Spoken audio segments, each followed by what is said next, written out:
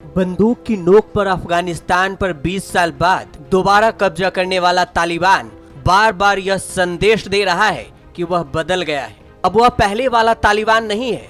शायद यही वजह है कि दुनिया के सामने अपनी छवि सुधारने की जुगत में लगा है। अब तालिबान भारत के साथ अफगानिस्तान के राजनीतिक और कारोबारी संबंध को बनाए रखना चाहता है। तालिबान का कहना है कि भारत के साथ व्यापारिक, आर्थिक और राजनीतिक संबंध बहुत मायने रखते हैं।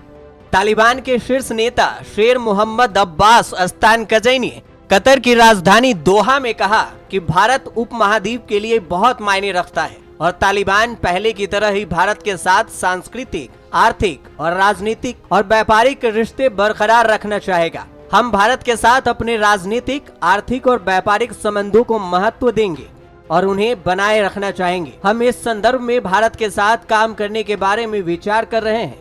पाकिस्तान से होकर भारत के व्यापार हमारे लिए बेहद महत्वपूर्ण है। साथ ही भारत के साथ व्यापार के लिए हमारे हवाई रास्ते भी खुले रहेंगे। अस्तानकज़ई ने 28 अगस्त को तालिबान के सोशल मीडिया अकाउंट और अफगानिस्तान के मिली टेलीविजन पर 46 मिनट के एक वीडियो पर भारत के साथ तालिबान के रिश्तों पर अपनी बात रखी। बता दें कि 15 अगस्त को तालिबान के अफगानिस्तान पर कब्जा के बाद तालिबान के किसी वरिष्ठ नेता का यह पहला बयान है जिसमें सीधे तौर पर भारत के साथ रिश्तों पर बात की गई है।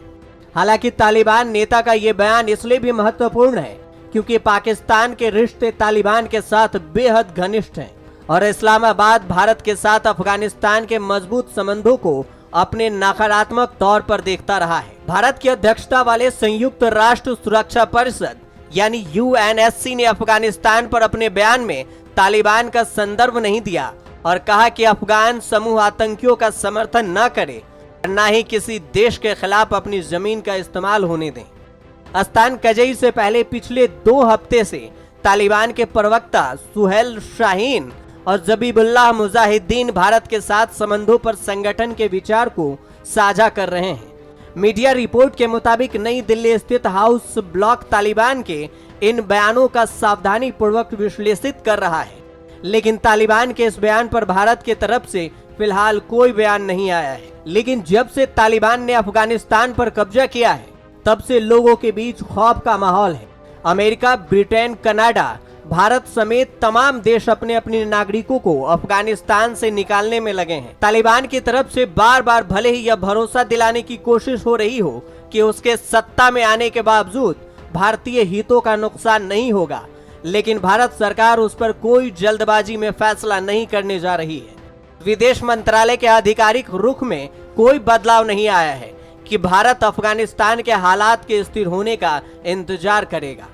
अस्तानकज़ई की बात करें तो अस्तानकज़ई ने 1980 में अफगान आर्मी कैडेट के रूप में देहरादून स्थित इंडियन मिलिट्री एकेडमी में ट्रेनिंग ली। 1996 में काबुल पर तालिबान के कब्जे के बाद उन्होंने केयर टेकर सरकार में उप विदेश मंत्री का कार्यभार संभाला था। अब अस्तानकज़ई का बयान उस समय आया है जब भारत ने काबुल से अपने सभी राजनयिकों को वापस बुला लिया है और काबुल स्थित दूतावास को खाली करा दिया है। बता दें कि ये वही तालिबान है जो 1999 में भारतीय विमान के हाईजैक से लेकर कश्मीर के लिए जैश ए मोहम्मद जैसे आतंकी संगठन को तैयार करने और भारतीय मिशनों पर हमले में इसकी भूमिका किसी से छिपी नहीं है।